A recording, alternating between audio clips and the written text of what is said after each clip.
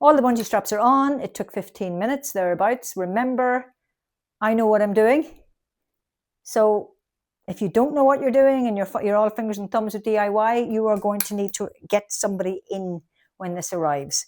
It saves you money, but does it save you angst? So I'm going to put it down again because I want to put the feet on. Now, these are definitely thicker than the Kenzone, and they probably are a similar thickness to what's already on the other two. The difference between the other two bungee rebounders with Fitbounce Pro or Rebound.Fitness, sorry, is these screw on. You have to make sure they're tight, and the other ones are spring loaded. I suppose that's what you're paying for, the difference. Anyway, we are nearly there. We just have a few legs to put on. So that's 1, 2, 3. There's little caps on to protect the threads for screwing them on. There is also a safety mechanism that we're going to put on.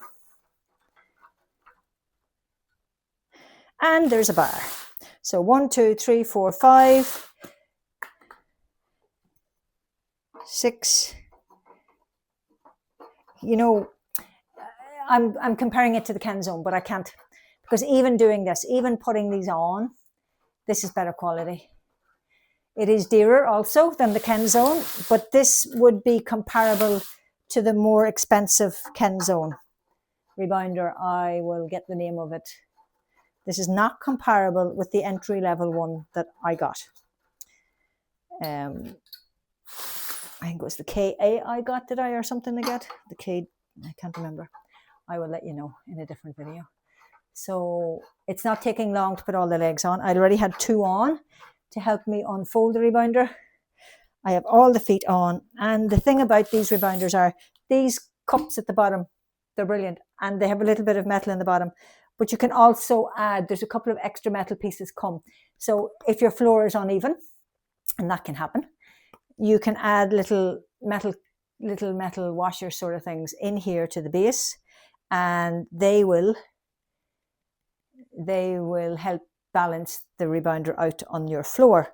They don't screw on, neither do the feet on the Kenzone or either of these two bungee rebounders, but they are good. So what I'm doing here is, and you'll see me do it, I'm going to lift it up again. I am literally going around the rebounder, there's one looser, making sure the feet are as tight as I can make them. I'm not Mrs. Strongbow, like so.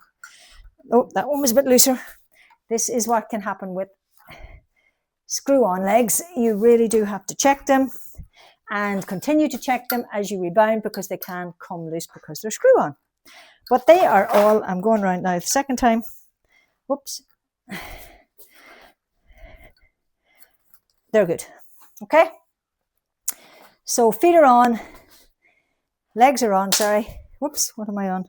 I don't know. Springs are on, the straps are on. Now, this little bit of material here that covers over the metal hooks is very, very flimsy, and look, it's all bent. Whereas on this one, it's a much longer, but again, I think this is a bigger rebounder, and in this one, it's much longer too. Covers half the distance, whereas there isn't as big a distance between the two. This is literally just to cover, and it's not. It's folding up. Now, is there a need for it? Maybe not. Maybe it's just for effect. This one's got a green edge. This one's got an orange, quite faded because I have it for years, 8 years nearly. And this one has a blue edge, and I haven't got that one this long. So we've got the Just Pounce.